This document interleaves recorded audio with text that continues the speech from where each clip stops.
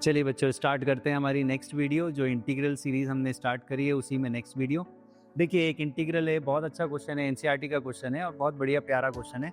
इससे कुछ सीखने को मिलेगा। अब देखिए, ध्यान से देखिए, फिर से वही बात आ गई यहाँ पर। फिर से ये रेशनल फंक्शन है और डिनोमिनेटर इसमें है। डिनोमिनेटर मेरे को कैंसिल आउट कराना है, ये बात मैं आपको बता चुका हूँ। क्यों कैंसिल आउट कराना? बिकॉज डिवीजन का इंटीग्रेशन में कोई मेथड नहीं है, कोई रूल नहीं है। तो भाई अगर होता तो मैं वो लगाता। तो अब मुझे इसको सिंप्लीफाई करना पड़ेगा और डिनोमिनेटर को यहाँ से कैंसिल आउट कराना ही पड़ेगा। चाहे कोई भी दुनिया में ये इंटीग्रेशन करे, वो डिनोमिनेटर को जरूर काटेगा। बिना उसके ये इंटीग्रेशन पॉसिबल ही नहीं है।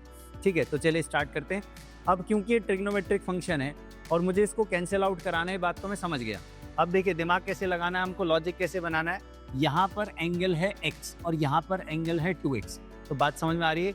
ऐसा कोई फॉर्मूला, मुझे कोई ट्रिग्नोमेट्री चाहिए जो या तो इस एंगल को डबल कर दे, पहले तो एंगल मैच करूं तभी तो फंक्शन कैंसिल आउट होंगे, या तो उस एंगल को हाफ कर दे। तो मुझे लग रहा है हाफ वाला ज्यादा आसान है। क्यों? तो cos 2 थीटा का फॉर्मूला हमारे पास है, हम सब जानते हैं cos 2 थीटा। और cos 2 थीटा के भी चार फॉर्मूले हैं, कौन सा वाला यूज करूं? तो चलिए दिमाग लगाते हैं। पूरा क्वेश्चन कॉस फंक्शन की फॉर्म में, यस और नो? पूरे क्वेश्चन में सिर्फ कॉस ही कॉस नजर आ रहा है, तो मैं वही फॉर्मूला यूज करूंगा जिसमें सिर्फ कॉस आता होगा, और वो है cos 2 थीटा बराबर 2 cos स्क्वायर थीटा -1। गौर से देखिए, एंगल क्या हुआ? हाफ हुआ। जब भी आपको एंगल हाफ करना है 2 थीटा वाले फॉर्मूले यूज करेंगे।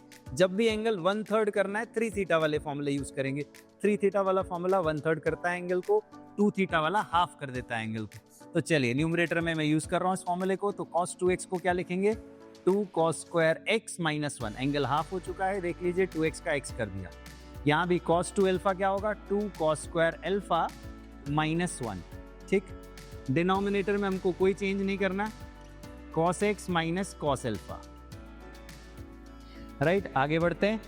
देखिए जरा ध्यान से, ये 1 तो कैंसिल आउट हो गया और ऊपर से 2 भी कॉमन आ गया। अब हमें मिला cos square x minus cos square alpha in the denominator cos x minus cos alpha. अब आप लोग समझ गए कि डिनोमिनेटर कैंसिल होने ही वाला है। जिस किसी ने क्वेश्चन बनाया, इसी दिमाग से बनाया कि डिनोमिनेटर को कैंसिल किस तरह से कराया जाए।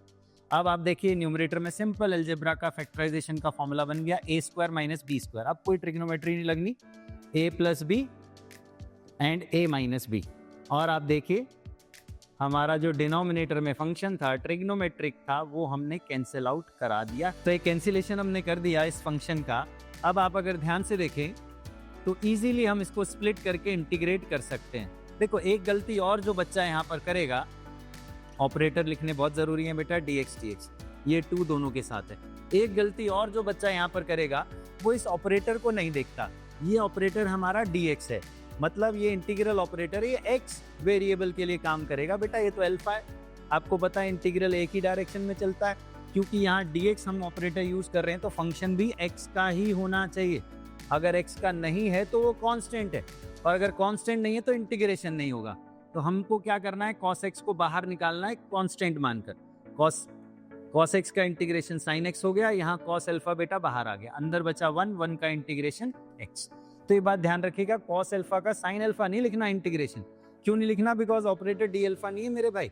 ये दोनों वेरिएबल मैच होने चाहिए। अगर ये दोनों वेरिएबल मैच नहीं हो रहे तो एक कांस्टेंट ट्रीट किया जाएगा। अगर ये कांस्टेंट नहीं है तो इंटीग्रेशन ही नहीं हो सकता। ठीक है, तो बाय लॉजिक हमने इसको कांस्टेंट ट्रीट किया, ये इंटीग्रेशन से बाहर आया, कांस्टेंट बाहर आ जाते हैं, 1 का इंटीग्रेशन x बन गया। ठीक, मिलते हैं नेक्स्ट वीडियो में।